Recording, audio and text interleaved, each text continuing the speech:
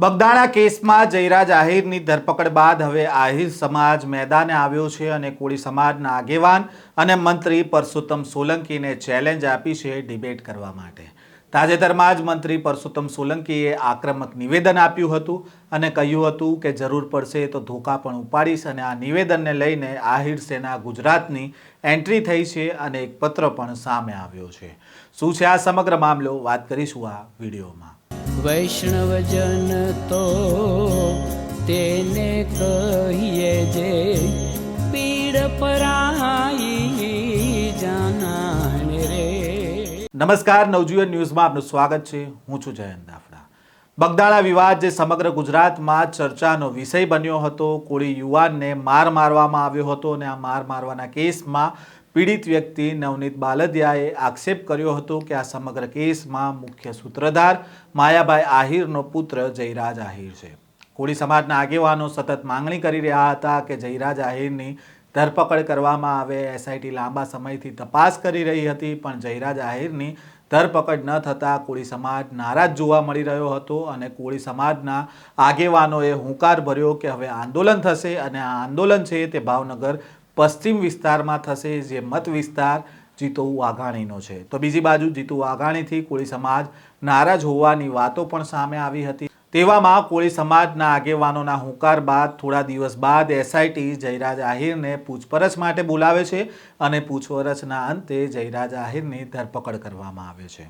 જયરાજ આહિરની ધરપકડ બાદ પણ આ આંદોલન છે તે યથાવત રહેવાનું છે તે પ્રકારનું નિવેદન છે તે કોળી સમાજના આગેવાનો આપી રહ્યા છે। તેવામાં તાજેતરમાં મંત્રી પરસોત્તમ સોલંકીએ એક નિવેદન આપ્યું હતું।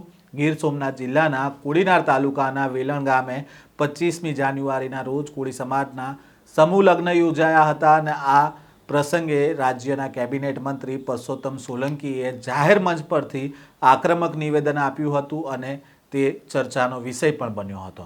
સમૂહ લગ્નના મંચ પરથી સંબોધન કરતા મંત્રી પરસોત્તમ સોલંકીએ જણાવ્યું હતું કે ભાષણ તો બધા રાજકારણીઓ કરે છે, વાતો કરીને ભાગી જાય છે, પણ હું એમાંનો નથી। જ્યારે જરૂર પડશે ત્યારે ધોકા દેવા પડે તો એ ધોકા પણ પરસોત્તમ સોલંકી જ ઉપાડશે અને વધુમાં તેમણે કહ્યું હતું કે મને કોઈ મર્યાદા આવતી નથી, હું રાજકારણ કરતો નથી અને રાજકારણ મને આવડતું નથી।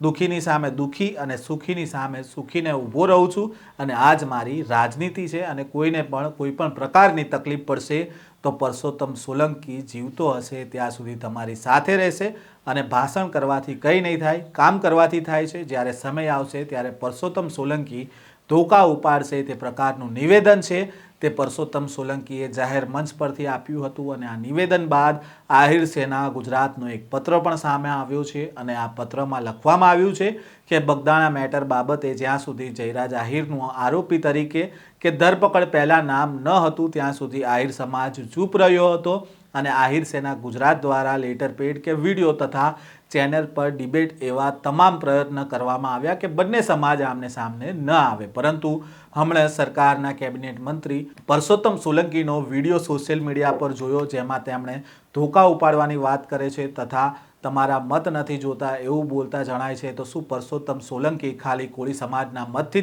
ધારાસભ્ય અને કેબિનેટ મંત્રી બન્યા છે અને શું મુખ્યમંત્રી ભૂપેન્દ્ર પટેલ તથા ગૃહ રાજ્યમંત્રી હર્ષ સંઘવી દ્વારા આવી ખુલ્લી છૂટ આપવામાં આવી છે? શું સરકાર ભાવનગરથી ચાલે છે? શું પરસોત્તમ સોલંકી બંને સમાજ વચ્ચે વૈમનસ્ય ફેલાવવા માંગે છે? શું આ બંને ભાઈઓ કાયદાથી ઉપર છે? આ બાબતે મુખ્યમંત્રી તથા ગૃહમંત્રીએ સ્પષ્ટતા કરવી જોઈએ તથા પરસોત્તમભાઈ સોલંકી અથવા હીરાભાઈ સોલંકી જે ડિબેટમાં ચર્ચા કરવા માટે બેસે તેની સાથે આહિર સેના ગુજરાત આ મુદ્દે સ્પષ્ટતા કરવા માટે ડિબેટ કરવા માટે તૈયાર છે અને વહેલી તકે પરસોત્તમભાઈ સોલંકી અથવા હીરાભાઈ સોલંકી આહિર સેના ગુજરાત સાથે ધોકા મુદ્દે ડિબેટમાં બેસે એવી આશા રાખીએ છીએ।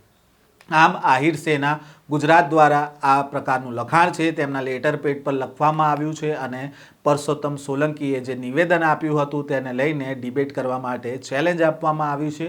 હવે જોવાનું રહ્યું કે જે પ્રકારે દબંગ અંદાજમાં નિવેદન આપતા પરસોત્તમ સોલંકી કે હીરા સોલંકી હવે આ ચેલેન્જને સ્વીકારે છે કે કેમ। આ પ્રકારના સમાચાર અને અહેવાલ સાથે ફરી મળીશું। નવજીવન ન્યૂઝ સાથે જોડાયેલા રહેજો।